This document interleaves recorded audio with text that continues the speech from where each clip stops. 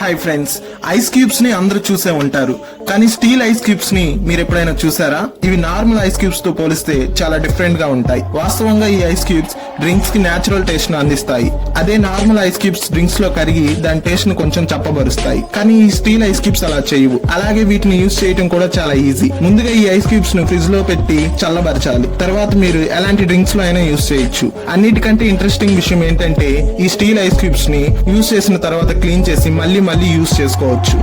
ఈ వీడియో మీకు నచ్చినట్లయితే like, share and subscribe my channel. Thank you for watching.